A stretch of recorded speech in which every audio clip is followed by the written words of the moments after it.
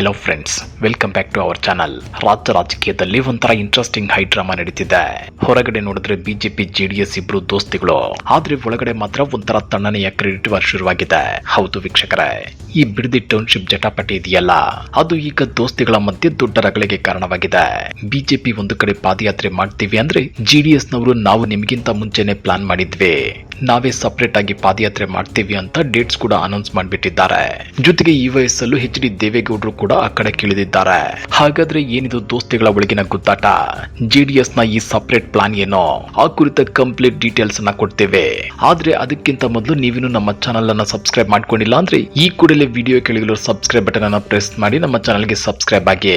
ಹಾಗೇನೆ ನಮ್ಮ ಎಲ್ಲಾ ಅಪ್ಡೇಟ್ಸ್ ಅನ್ನ ಮಿಸ್ ಮಾಡದೆ ನೋಡ್ಬೇಕು ಅಂದ್ರೆ ಬೆಲ್ ಐಕನ್ ಅನ್ನು ಪ್ರೆಸ್ ಮಾಡಿ.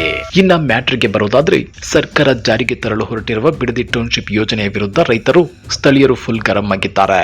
ಇದನ್ನೇ ಅಸ್ತ್ರ ಮಾಡಿಕೊಂಡ ಪ್ರತಿಪಕ್ಷ ಬಿಜೆಪಿ ಶುಕ್ರವಾರ ದೊಡ್ಡ ಮಟ್ಟದ ಪ್ರತಿಭಟನೆ ನಡೆಸಿ ಬೆಂಗಳೂರಿನಿಂದ ಬಿಡದಿವರೆಗೆ ಬೃಹತ್ ಪಾದಯಾತ್ರೆ ಮಾಡೋದಾಗಿ ಅನೌನ್ಸ್ ಮಾಡಿಬಿಡ್ತು.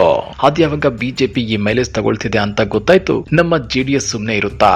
ರಾಮನಗರ ಬಿಡದಿ ಅಂದ್ರೆ ಅದು ಜೆಡಿಎಸ್ ನ ಭದ್ರಕೋಟೆ ಅಲ್ವಾ? ಅದಕ್ಕೆ ಜೆಡಿಎಸ್ ನಾಯಕರು ಶನಿವಾರ ಅರ್ಜೆಂಟ್ ಆಗಿ ಪ್ರೆಸ್ ಮೀಟ್ ಕರೆದು ನಾವು ಪ್ರತ್ಯೇಕವಾಗಿ ಪಾದಯಾತ್ರೆ ಮಾಡ್ತೀವಿ ಅಂತ ಬಾಂಬ್ ಸಿಡಿಸಿದ್ದಾರೆ. ಜೆಡಿಎಸ್ ನ ಈ ಪಾದಯಾತ್ರೆ ಹೇಗಿರುತ್ತೆ ಗೊತ್ತಾ?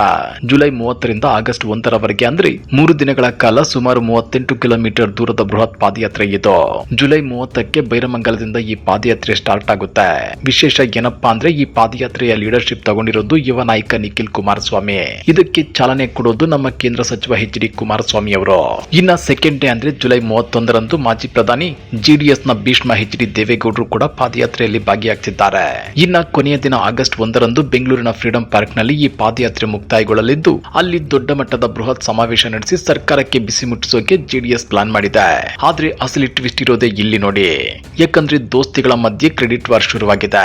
ಜೆಡಿಎಸ್ ಕೋರ್ ಕಮಿಟಿ ಅಧ್ಯಕ್ಷ ಕೃಷ್ಣಾರೆಡ್ಡಿ ಅವರು ಏನ್ ಹೇಳಿದ್ದಾರೆ ಗೊತ್ತಾ? ಬಿಜೆಪಿಗಿಂತ ಮುಂಚೆಯೇ ನಾವು ಈ ಪಾದಯಾತ್ರೆ ಬಗ್ಗೆ ಡಿಸೈಡ್ ಮಾಡಿದ್ವಿ, ಆದ್ರೆ ಇವತ್ತು ಅಫಿಷಿಯಲ್ ಆಗಿ ಡೇಟ್ ಅನೌನ್ಸ್ ಮಾಡ್ತಿದ್ದೀವಿ ಅಂತ ಹೇಳಿದ್ದಾರೆ. ಅಂದ್ರೆ ಈ ಹೋರಾಟದ ಕ್ರೆಡಿಟ್ ಸಂಪೂರ್ಣವಾಗಿ ಬಿಜೆಪಿಗೆ ಹೋಗಬಾರ್ದು ಅನ್ನೋದು ಜೆಡಿಎಸ್ ಲೆಕ್ಕಾಚಾರ ಇರಬಹುದು. ಅಷ್ಟೇ ಅಲ್ಲ, ಸರ್ಕಾರ ಈ ಬಿಡದಿ ಟೌನ್ಶಿಪ್ ಯೋಜನೆ ರದ್ದು ಮಾಡೋವರೆಗೂ ಜೆಡಿಎಸ್ ಹೋರಾಟ ನಿಲ್ಲಿಸಲ್ಲ. ಪಾದಯಾತ್ರೆ ಆದ್ಮೇಲೆ ವಿಧಾನಸೌಧ ಚಲೋ ಕೂಡ ಮಾಡ್ತೀವಿ ಅಂತ ವಾರ್ನಿಂಗ್ ಕೊಟ್ಟಿದ್ದಾರೆ. ಸೊ ಫ್ರೆಂಡ್ಸ್, ಇದಿಷ್ಟು ಸದ್ಯದ ಹಾಟ್ ಟಾಪಿಕ್. ಲೋಕಸಭೆ ಎಲೆಕ್ಷನ್ ಅಲ್ಲಿ ಒಂದಾಗಿ ಆ ಕಡೆ ಕೇಳಿದಿದ್ದ ಈ ದೋಸ್ತಿಗಳು ಈಗ ಬಿಡದಿ ಟೌನ್ಶಿಪ್ ವಿಚಾರದಲ್ಲಿ ಸಪರೇಟ್ ಆಗಿ ಪಾದಯಾತ್ರೆ ಮಾಡ್ತಿರೋದು ರಾಜಕೀಯ ವಲಯದಲ್ಲಿ ಫುಲ್ ಚರ್ಚೆಗೆ ಕಾರಣವಾಗಿದೆ. ಇವರ ಈ ರಾಜಕೀಯ ಜಟಾಪಟಿಯ ಬಗ್ಗೆ ನೀವೇನಂತೀರಾ? ದೋಸ್ತಿಗಳು ಒಟ್ಟಾಗಿ ಪಾದಯಾತ್ರೆ ಮಾಡ್ಬೇಕಿತ್ತಾ, ಅಥವಾ ಜೆಡಿಎಸ್ ತನ್ನ ಕೋಟೆಯನ್ನ ಉಳಿಸಿಕೊಳ್ಳೋಕೆ ಸಪರೇಟ್ ಹೋರಾಟ ಮಾಡ್ತಿರೋದು ಸರಿನಾ? ನಿಮ್ಮ ಕಮೆಂಟ್ಸ್ ಗಳನ್ನ ಕೆಳಗಡೆ ತಿಳಿಸಿ. ವಿಡಿಯೋ ಇಷ್ಟ ಆಗಿದ್ರೆ ಲೈಕ್ ಮಾಡಿ, ಶೇರ್ ಮಾಡಿ, ಮತ್ತು ಇಂತಹದ್ದೇ ಇಂಟ್ರೆಸ್ಟಿಂಗ್ ಅಪ್ಡೇಟ್ಸ್ ಗಾಗಿ ಚಾನಲ್ಗೆ ಸಬ್ಸ್ಕ್ರೈಬ್ ಆಗಿ. ಮುಂದಿನ ವಿಡಿಯೋದಲ್ಲಿ ಸಿಗೋಣ. ಟೇಕ್ ಕೇರ್, ಬಾಯ್.